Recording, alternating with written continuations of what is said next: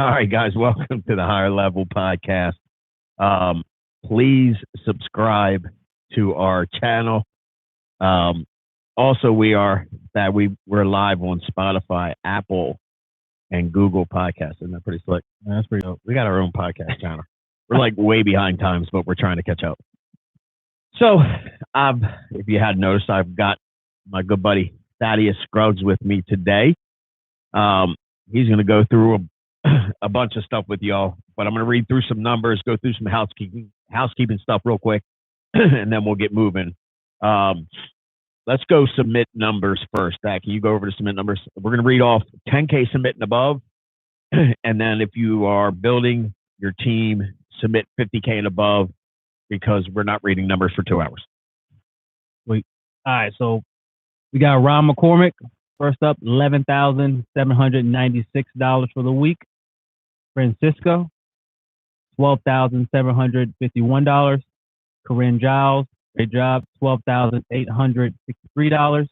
Yannette, $14,633. And Kristen, I tell you, she just keeps killing it, Frank. $135,113. All right, so then we're going to go to the weekly submit for teams. We have Peak Finance at $60,213. Pursuit of Happiness, $65,127. Fury, $78,527. Allegiance, $136,850. Trust, $141,868.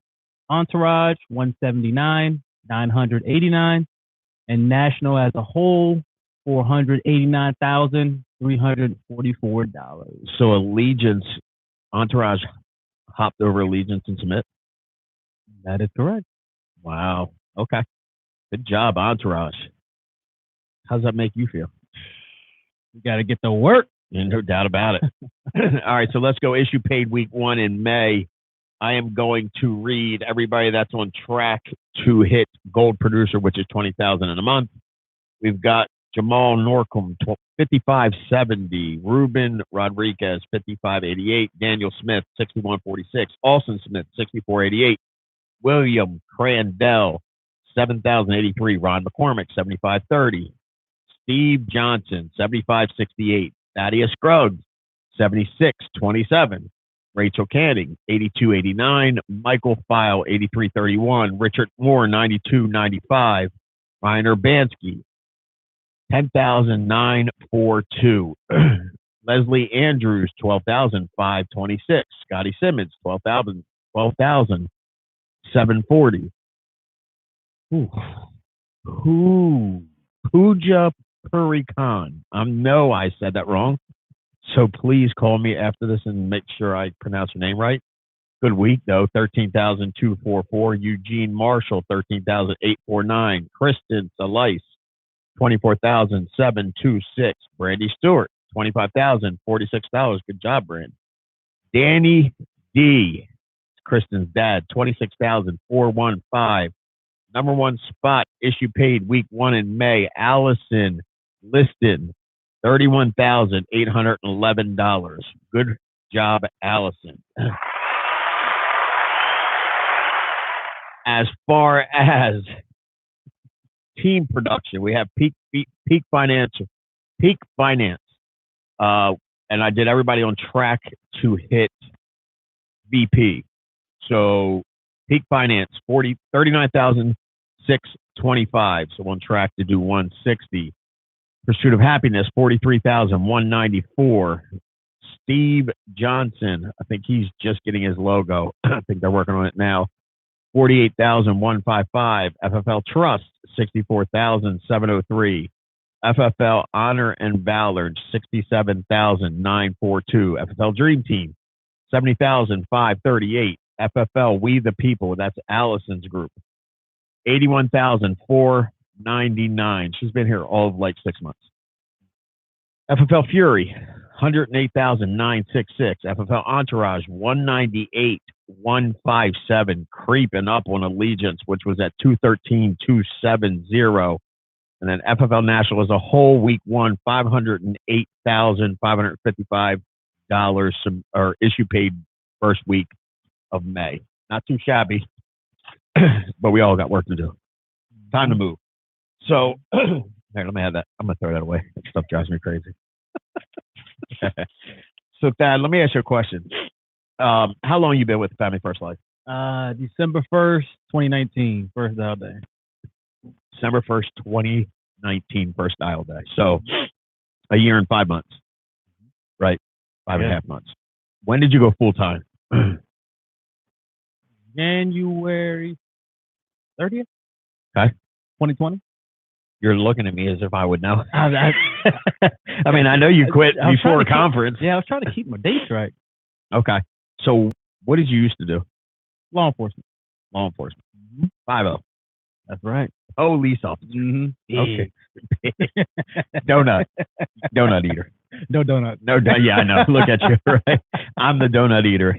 He's the orange eater. He eats clementines, That's right. buckets of clementines a day. 100%.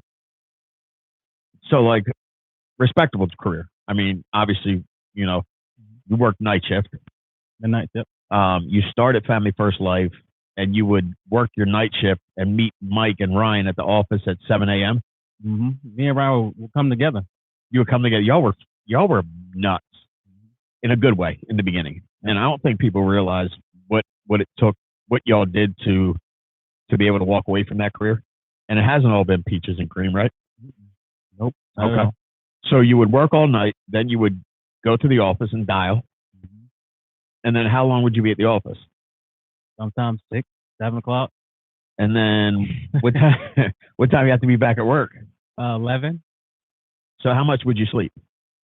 Sleep like, I don't know, maybe an hour, 2 hours. Okay. So like for y'all out there listening to this, did anybody ask you to do that? No. Did anybody tell you that you should pull all-nighters and all-dayers and not sleep at all? Nope. Okay. Was your family happy that you were gone 24/7? Absolutely not. And I had a newborn. And you had a newborn. And Trip is adorable. So like, and I've got kids. So, to me, when they're that age is the best. Like, and I've known, like Dante, I've known him since he was probably 9 or 10. And I've known his little brother since he was 5 or 6, coaching him in football. And my oldest is about to be 20. My daughter's 18 and Tino's 12. But like by far my favorite age is like 1 to 5. They're hysterical. It's really cool. It is really cool. So like you go, what does it take to get here? And they've been talking a lot about it. Is like Mark Mead did a call, like sacrifice. What did you sacrifice? Well, sacrifice a ton of time with your child, and your spouse, and then you sacrifice sleep, which is uncomfortable. And the reason I want you to talk about some of this stuff is because I don't think really people realize that it's just a decision, that you didn't do anything really special. You just made your mind up that you were done doing what you were doing. Not that you didn't like what you were doing. I mean, I'd imagine it'd be pretty cool to be a cop. Yeah. But you wanted to provide more for your family, right? Absolutely. Can you talk a little bit about that and what you saw in this opportunity and why you quit your full-time job when you quit? Because you weren't stashed with a bunch of money. No, I wasn't. So it was a very uncomfortable decision, I'd imagine. Yes. It was very uncomfortable. So when I saw this opportunity, Ryan and I, we had been looking at other opportunities because we were both very entrepreneur minded. So when this opportunity came up, I'm not gonna lie, I was one of those people where I got to see it to believe. So okay. Ryan being Ryan, he's like, hey, I'm gonna join Family First Life and do life insurance. I'm like, life insurance? I don't know about life insurance. So he was like, you should join. I said, man, let me see what you do first. So he sends me the class. Now, be in mind, it took me 3 months to take that course. And when I took it, I had to pay for it because I took too long. So Ryan shows up and he says, hey, man, at my first run day, I made $1,000. I said, you lying. He showed me his bank account. I said, sign me up. Literally, that in it. And I want to say I was introduced. It took about 4 months of him just talking to me about it. Sure. To really get involved. And when I got here, I'm like, man, when I first started looking at Sean Mike, and I mean, I was I research everything. Sure. So when I'm researching, I'm like, man, this guy's real. Like, wow. Like I felt like he was just speaking to me. So I'm like, okay, I can get bought into that. Came to my first dial session, saw how it went, and I was like, you know what, man? Like, I'm about to go just balls to the walls in this thing. I'm about to go all in. And really, it was just the atmosphere. It was the opportunity, not just making money, but what you can do to serve other people. And see, I knew that's always been my calling. I just didn't know what avenue, what the vehicle was going to be. So when I saw it, I was like, this is it. Like, I'm sold. Like, you don't have to tell me nothing. And I just took it and ran with it. You quit before Ryan quit. I did. And everyone told me I was crazy. I know. Yeah. They all told me the same thing. And I'm like, you know what? Because here's what's funny. No, we don't ever tell anybody to quit their job. Like, I've never in a million years told somebody to quit. But with you made the decision on your own, and they were like, "You're crazy." I'm going like, "No, he made his mind up."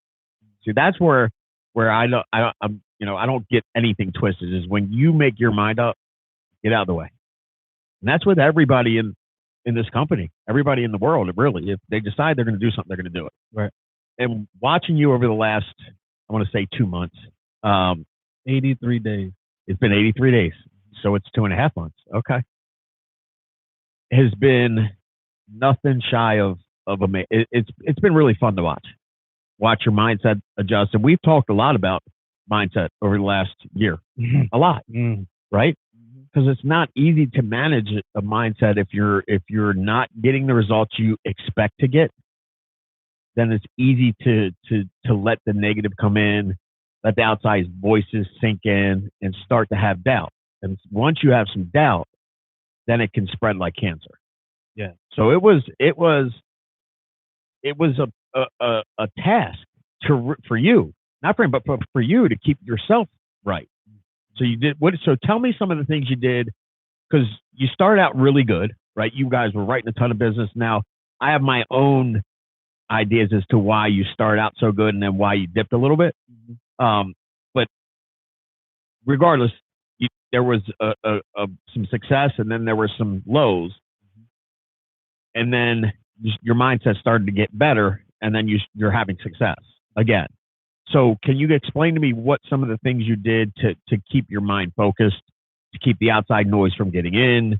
You have a spouse, you have a child, and again, you have a goal, right?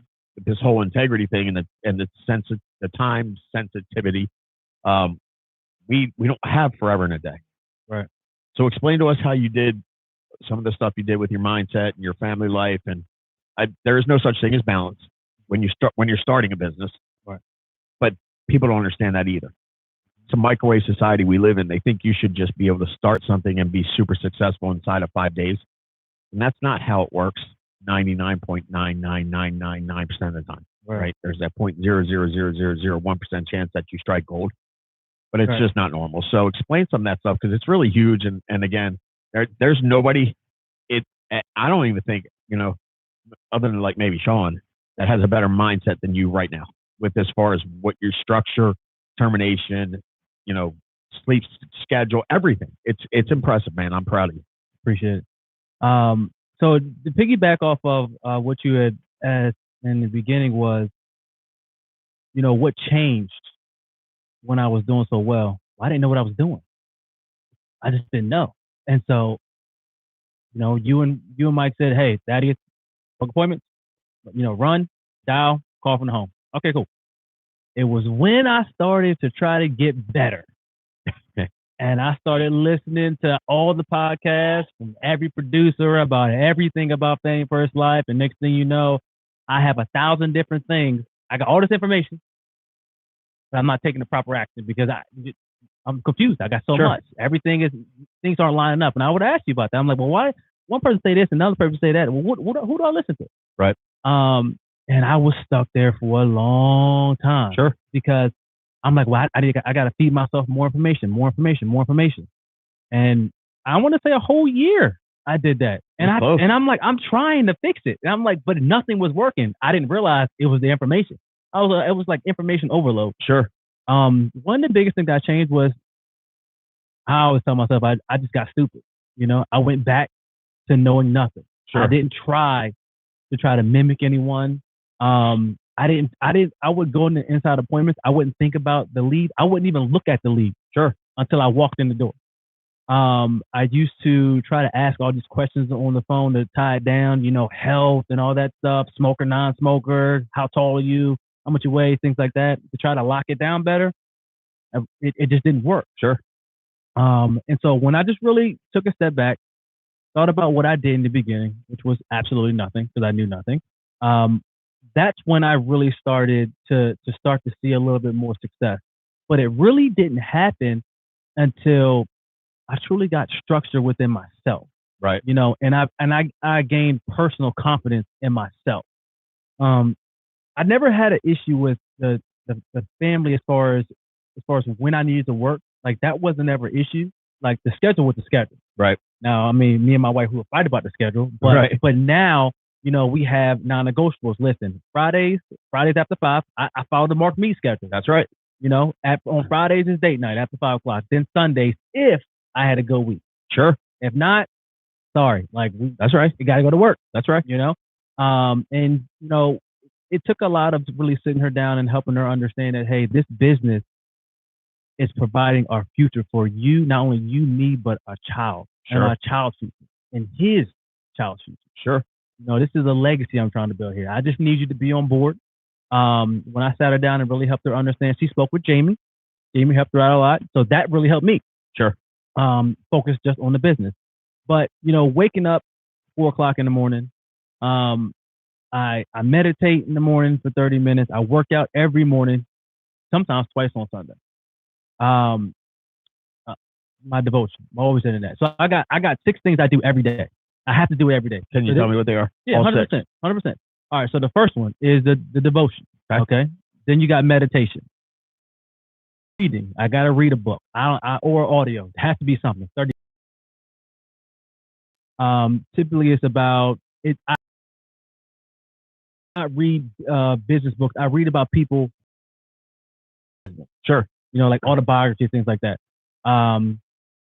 Touch my business. Always. I have to do something in my marriage. Something nice in my marriage. That was 5. Another one. Meditation. Yeah, I didn't say that. Nope. Yep, meditation. Okay. So those are the 6 things that I have to do. I started doing. That's kind of where I started to start my platform. Okay. So I knew if I did my 6 things every day, I was going to win that day. So it made me feel good. Okay. Right. So then I started to. Okay, I woke up at 4:45. Then I started waking up at 4:30. Then 4:15. Then 4 o'clock. I'm like, all right, perfect. So I got it down. 4 a.m. Now I'm set. Now I'm waking up at 3:50, but I stay in bed till another 10 minutes. So you got that. And another thing is, I really started to take all my appointments seriously, and I would think about every appointment. I have a recorder. So using my office today, I don't know if you heard it or if you saw it in my hand, but I have a recorder. So what I do is I record my appointment. Okay. When you're setting. Yeah. And okay. when I'm in an appointment, I will actually inside the appointment. You record. Okay. Yeah. And while the appointments I set, I record it. Okay. I record the whole conversation, but I also record the in-home sometimes. And what I try to do is I try to figure out what am I saying wrong that I didn't get that sale, right? Sure. So I can go back to it and I'll take notes on it. Sure. I also, what I'll do is I'll take that same recorder, and after every appointment, I'll talk to myself in it. Yeah. So instead of writing it down while I'm driving to the next appointment, wasting time, I just talk to myself. Then I go back and I review it. Okay. Because see, in this business, the thing about it is your mindset is the most important thing. Nothing else really matters besides your mindset. Then it's the phone. That's right. But everyone says the phone's first. It's not the phone. It's your mindset. Because if you ain't ready for the phone, you're gonna fail. You go 100%. Right. So when what I do is now I'm a student of myself. I make sure that at the end of the day, I'm doing everything. I'm not focused on the podcast or books, but I'm really trying to teach myself, what am I doing wrong? How can I improve? How can I make it better for the next time? Sure. For the next day? Every day progressively getting better. That's pretty much what I do that's been helping me these last 80 plus days, really get things up and running. So what's your issue last month? 28, 29. Okay. and this is so, and just so y'all don't get it twisted, like he's not talking about like you're on the TNL every Friday, Like you watch these calls, you know. Oh, I'm definitely on those calls. So those like, are non-negotiable. What I think can be misconstrued is it wasn't that the information he was getting was wrong. It was that every time you got information, you changed what you were doing. Yes. And so it became dangerous to you. Mm-hmm. And it's that, and I could, especially because I guess are you somewhat impatient? You seem like a patient guy, but you seemed very impatient to me a year ago as far as your results. Stress. Okay. So that makes sense. So you were impatient because you were stressed out financially. Yeah. And when I tell you, like when he says he was doing well, like you were doing 25, 30, 40 grand a month in your first 3-4 months. Mm-hmm. And then all of a sudden, like you had a bad 2 weeks and then you started looking to change everything. Mm-hmm. And it was just downhill. What am I doing wrong? What are you doing wrong? What are you doing wrong? And so, and nobody could pinpoint it, right? Because I mean, we had those conversations, Mike and you, and you know, I think you talked everybody. Dom, you should probably talk to Sean. Like there was just keep going through the activity. But eventually, again, you've got to figure it out because there's only so much we can do. I love the fact that you're recording yourself, and obviously your customers are cool with, you know, you. Oh, I do ask them. Yeah, absolutely. They know about that. Yeah. So if you guys want to do that, like ask your clients, say, listen, I'm just trying to get better at what I do. So if you don't mind, I'll like just record the stuff that's not personal. You know, when you're taking the app, I know you're not recording that stuff, but go back and listen to it. Go here, I could have made it different, or have your manager listen to it, right? Because it's easy to think about what you should have done after you leave, but sometimes you think you've done everything right as well, and then you're like, well, where did I fail there? And somebody else that hears from the outside might go, you might want to have done this in this situation. So I love that. The other thing I love about, so you're very coachable, and you know, to me, if you're going to be a leader in this business, you have to understand when it's time to lead and when it's time to listen. And you do that very well because you don't complicate stuff anymore. You used to because you would hear so much stuff, but you don't, if Mike says just set 20 appointments in 2 days, you go, okay. You don't ask why, or you don't fall short and get 17. I've been here 7, 8, 9 o'clock and you're still trying to get that last appointment. And that's just dedication. So get up at 4 a.m. What time do you go to bed? So I got to be in bed by 11. By 11. So 5 hours a night. 5 hours is all he needs. So he's got an extra, most people get up at 7, right? In fact, you got this text that there's a few people on it and like do you love getting up at 4 a.m.? No. Like the texts start going off at 4:45 and like I'm pissed off. That's only because I know it's going to upset you if I do it earlier. But it's accountability. Nobody likes doing that stuff. Like, do you like dialing the phone 600 times a week? No. I mean, like, pretty good shape. Do you love working out? Like, when you do some of those exercises that make me want to throw up in my mouth, you can't enjoy that. There's no way it feels good. Because, listen, I used to work out every day. And there were certain exercises I'd be like, God, I hate today. I just don't feel like doing it because it hurts. It's uncomfortable. Makes you tired. So, guys, the point is, like, he's getting through things that nobody finds amusing or comfortable. But that's how badly he wants to win. You know, like the guy that was supposed to speak at our conference. You want to win as bad as you want to breathe. But you can't speak because of COVID. Like, stop. Like, Thad wants to win more than he wants to sleep. That's why he's going to win. Thad wants to win so bad that he's up at 4 a.m., actually 3:50, and most people are still sleeping at 7. He's got 3 hours. So let's do the math on that. Get my calculator out. Somebody did it the other day. I think it was me. I did it. Like a whole month? It's a lot. Like it's a lot. So if we go 3 hours a day times 365 days in a year divided by 40, that's 27 extra work weeks. So you're working 27 divided by 4. It's 6.5. It's almost 7 months. You have an additional 7 months worth of work that you're doing over your competition. How are you going to lose? Like, there's a book I read one time and the guy's like, dude, I only require 4 hours of sleep. That's why my competition will never beat me. because I have 3 hours a day on them. They can't win. So like if you keep that mindset moving forward, it's exciting because we talk, but there's not much I say to you because there's nothing to be said unless you have a question about like a product or something that you've not ran into. There's nothing I need to say to you. There, in fact, you can teach us a bunch by what you're doing. You are like there's people there were people on the accountability text you got that goes off at 4:45 or 5 o'clock. Then it starts going like, then you get like 20 of them, right? Right. And Jamie's like, oh my God, all right. And it's like, I feel bad. And then don't, because it keeps everybody accountable. But then some people fell off. Like, I feel bad for those people. They're losing out. They got a chance to come back. They got a chance to come back. So if you want it like Thad wants it, what do they got to do? How did you make that change? Because you didn't get up at 5 a.m. I mean, you didn't get up at 4 a.m. Five months ago, 6 months ago. Now, I used to go with, how old are you? That helps too. 32. 32. Okay, so he's a little younger. He's got some stamina. But how did you make that decision to do it? Give these guys and girls some tips on how to really put your mind to something and do it. That's probably the worst question to ask me because I just really got sick and tired of being sick and tired. And I talked about this at our conference. It was a text message that Sean Mike had sent to you, and it was a group, and he just said, "Listen, I get up I'm up at 4:45. It was matter of fact, it was 6:50 in the morning when I got the message. He says I get up at 4:45. I've worked out for an hour, and I've worked for an hour." He said, "What have you done?" Yeah, and I'm like, "Dang, right." And then you see Dave Richard, and I'm like, I saw Dave Richard on a podcast with Nick Allen. I'm like, man, he doing it too. I'm like, Dave Richard can do it. I can do it. I said, that's right. I said, you get up at 4:30. I'm gonna get up at 4:20. I said, I'm gonna beat him. So now every morning it's just going back and forth. I love it. You texted with Dave Richard? I watched Facebook. Yeah. You need to tag reach each other out on Facebook. Good. Oh yeah. So it's cool, man. It's fun. It's that's fun. Right. He's doing that in Sandy. I'm actually gonna try it out.